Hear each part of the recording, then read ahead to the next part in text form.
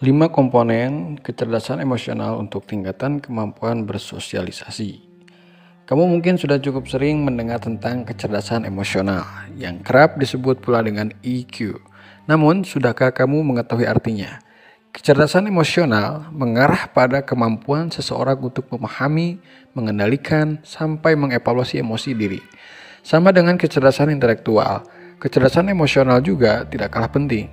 Artinya, kemampuan ini berpengaruh pada cara mengekspresikan dan mengendalikan emosi. Menurut ahli psikologi bernama Daniel Goleman, kecerdasan emosional memiliki 5 komponen yang berperan penting dalam kehidupan kita. Nah, apa saja itu, sahabat? 1. Self-awareness. Kecerdasan emosional bergantung pada self-awareness atau kesadaran diri. Self-awareness merujuk pada kesadaran dalam mengendalikan segala tindakan yang kita ambil, serta memahami suasana hati serta emosi. Untuk mengembangkan kemampuan ini, kamu harus memonitor emosi sampai bisa mengenali perbedaan reaksi emosional secara seksama. Orang dengan self-awareness idealnya dapat mengenali hubungan antara reaksi dan perilaku dengan apa yang mereka rasakan. Untuk dapat mengembangkan komponen ini, kamu harus mengenali perbedaan reaksi emosional, mengawasi emosi, dan mengidentifikasi masing-masing emosi yang timbul. Pada akhirnya, kemampuan self-awareness bisa membuat kita mengenali apa saja kelemahan juga kekuatan diri, bahkan sampai terbuka dengan informasi juga pengalaman baru untuk berinteraksi dengan orang lain. 2. Regulasi diri. Kecerdasan emosional juga berpengaruh pada regulasi diri.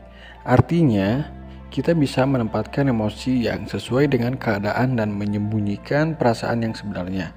Bukan diabaikan, namun menunggu waktu, tempat, kondisi yang pas untuk mengungkapkannya. Mereka yang lihai dalam mengatur diri cenderung mudah beradaptasi dengan baik terhadap perubahan.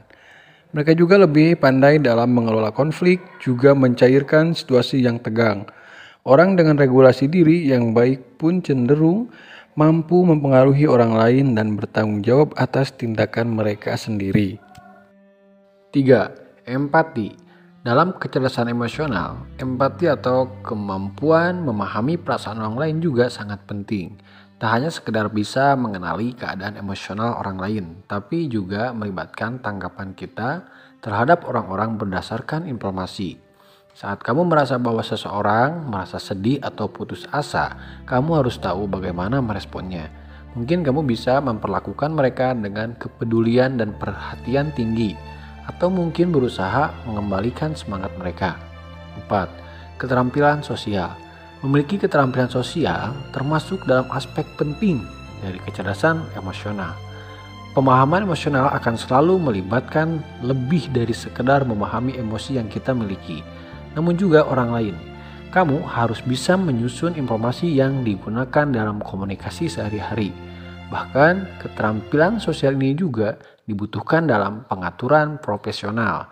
Contohnya, dalam tingkatan manajer agar bisa membangun koneksi dengan karyawan, keterampilan sosial sangatlah penting, termasuk keterampilan komunikasi verbal dan non-verbal, leadership, mendengarkan secara aktif, juga persuasif, dan masih banyak yang lainnya juga. 5. Motivasi. Komponen lain yang memiliki peranan penting dalam kecerdasan emosional adalah motivasi. Orang yang pintar dalam emosional memiliki hal-hal di luar penghargaan eksternal seperti uang, pengakuan, ketenaran, hingga pujian, bahkan nilai-nilai yang sakral dari Tuhan. Mereka justru memiliki hasrat untuk memenuhi kebutuhan batin mereka sendiri. Mereka juga cenderung lebih kompeten dalam bidang yang cenderung berorientasi pada tindakan. Orang dengan motivasi tinggi idealnya akan menetapkan tujuan, memiliki kebutuhan tinggi, selalu mencari cara untuk melakukan hal secara lebih baik. Mereka penuh dengan komitmen dan pandai berinisiatif. Lantas, bagaimana caranya meningkatkan kecerdasan emosional melalui komponen-komponen tersebut? Kamu bisa memulai dengan mendengarkan orang lain secara aktif. Tujuannya untuk mempelajari, baik secara verbal maupun non-verbal, makna di balik komunikasi mereka. Pastikan kamu juga selalu melatih rasa empati untuk memahami sudut pandang orang lain.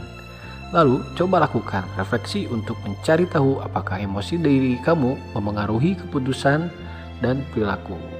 Semoga bermanfaat. Saya Bos Mim, salam memberantas kebodohan dan kemiskinan.